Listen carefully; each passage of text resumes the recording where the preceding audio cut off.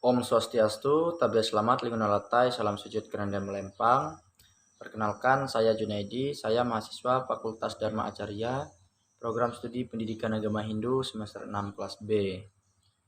Dalam video kali ini saya membuatkannya dalam rangka pemenuhan tugas ujian tengah semester mata kuliah kewirausahaan, yaitu membahas tentang seluruh pertemuan yang telah dilakukan sebelum ujian tengah semester.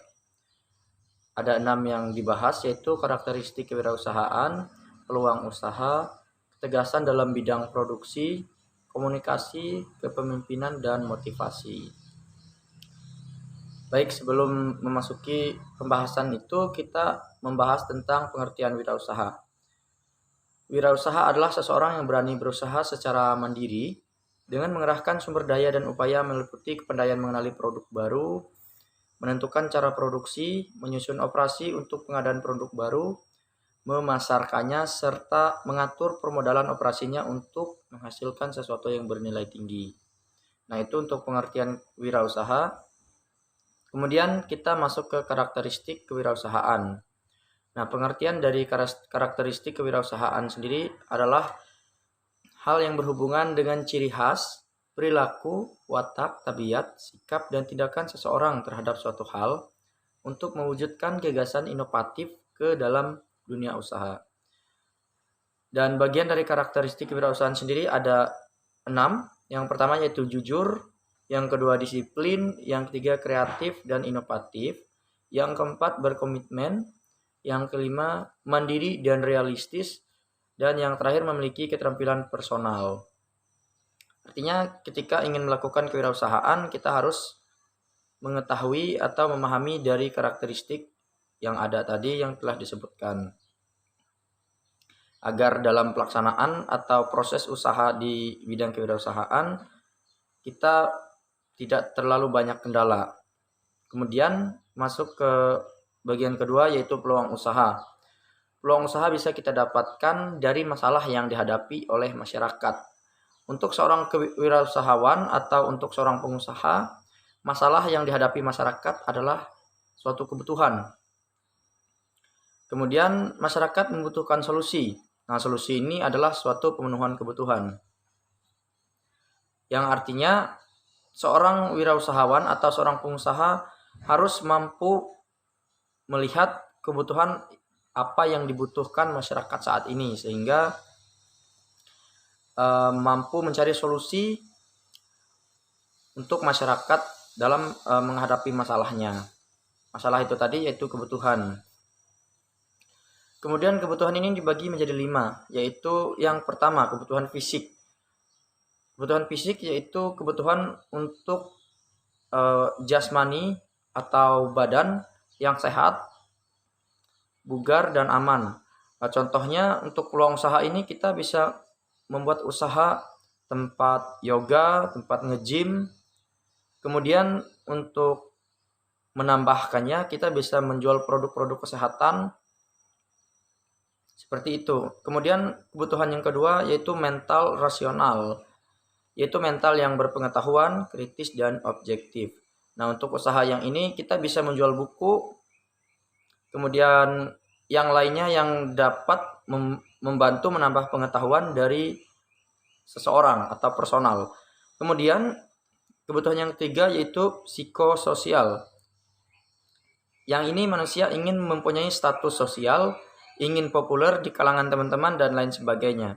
Nah, untuk peluang usaha yang ini kita bisa membuat usaha seperti membuka restoran, menjual barang-barang branded, agar mereka merasa status sosialnya lebih tinggi dibanding teman-temannya dan juga merasa populer di kalangan teman-temannya. Kemudian kebutuhan yang keempat yaitu psikopersonal, yaitu seseorang yang ingin menjadi orang yang utuh dan berkepribadian. Dan juga dalam hal ini mereka membutuhkan barang-barang yang sifatnya pribadi. Kemudian kebutuhan spiritual. Kebutuhan spiritual tentunya semua orang ingin atau membutuhkan yang namanya spiritual, agar mereka menjadi orang yang religius, humanis, dan lain sebagainya. Nah, untuk spiritual ini peluang usaha yang bisa kita lakukan adalah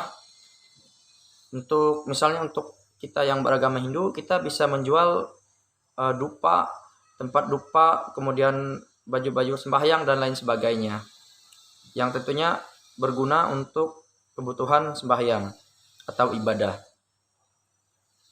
Kemudian setelah melihat kebutuhan tadi, kita tentunya membutuhkan yang namanya pertimbangan untuk memilih lapangan usaha. Kemudian untuk lapangan usaha ini ada 3 karakter atau ada 3 poin penting yang harus kita perhatikan. Yang pertama, cocok untuk orang lain belum tentu cocok untuk kita. Artinya, misalkan di taman kita mau berjualan. Di sana kalau memang kelihatannya untuk orang lain jualannya laris manis, belum tentu kita juga laris manis, karena keberuntungan dan rezeki itu untuk semua orang tidak sama. Kemudian kebutuhan di masa lalu, masa sekarang, dan masa depan itu sudah pasti berbeda. Kalau zaman dulu di tahun 90-an, anak-anak muda kebutuhannya berbeda dengan di masa sekarang. Karena di masa sekarang orang-orang lebih membutuhkan yang berkaitan dengan teknologi, misalnya gadget dan lain sebagainya. Kemudian di masa depan kita nggak tahu apalagi yang akan dibutuhkan. Kemudian yang ketiga yaitu beda daerah, beda hasil. Tentunya untuk hal ini sangat berpengaruh. Misalnya kita berjualan di kota, tentunya jika kita jual di desa, apalagi daerah yang terpelosok atau daerah pelosok, tentunya sangat berbeda hasil. Misalkan kita berjualan suatu hal yang dibutuhkan masyarakat kota belum tentu dibutuhkan oleh masyarakat desa, karena di sana banyak tersedia, misalnya untuk sayur-sayuran dan lain sebagainya sudah pasti banyak tersedia di desa. Nah, itu untuk peluang usaha. Kemudian kita masuk ke yang ketiga yaitu ketegasan dalam bidang produksi. Ada beberapa hal yang harus diperhatikan dalam proses produksi, yaitu yang pertama bahan baku. Nah, untuk bahan baku tentunya kita membutuhkan bahan baku yang kualitasnya baik, mudah diperoleh, mudah diolah, dan harganya murah. Nah, kemudian tenaga kerja. Tenaga kerja ini bisa disebut tenaga kerja upahan dan dibagi menjadi beberapa bagian, yaitu tenaga kerja tetap, yaitu tenaga kerja yang secara teratur mendapatkan hak-hak seperti upah dan cuti. Kemudian tenaga kerja tidak tetap atau mereka tidak teratur menerima hak dan kewajibannya. Artinya mereka bisa di PHK kapan saja oleh pihak perusahaan. Kemudian tenaga kerja borongan, yaitu tenaga kerja yang hanya mengerjakan pekerjaan tertentu sesuai perjanjian. Kemudian tenaga kerja keluarga, yaitu tenaga kerja yang ada di lingkungan keluarga, yang tentunya tidak membutuhkan biaya terlalu mahal. Kemudian selanjutnya aspek yang harus diperhatikan adalah mesin atau peralatan. Nah, mesin atau peralatan ini harus kita perhatikan sesuai dengan peluang usaha atau bisnis apa yang kita lakukan. Misalnya untuk jualan keripik, tentunya kita butuh mesin untuk membuatkan keripik. Kemudian selanjutnya yaitu biaya produksi. Biaya produksi ada 2 hal. Yang pertama, biaya menurut perilaku, yaitu biaya tetap. Biaya tetap ini tentunya sudah hal yang sudah ditetapkan atau biaya yang sudah ditetapkan, misalnya bayar pajak, gaji tenaga kerja, dan lain-lain. Kemudian biaya tidak tetap, biaya yang dapat berubah-ubah sesuai dengan situasi dan kondisi. Kemudian biaya menurut jenisnya, biaya langsung, biaya tak langsung, dan biaya administrasi. Kemudian selanjutnya adalah proses produksi, dan yang terakhir pengendalian produksi.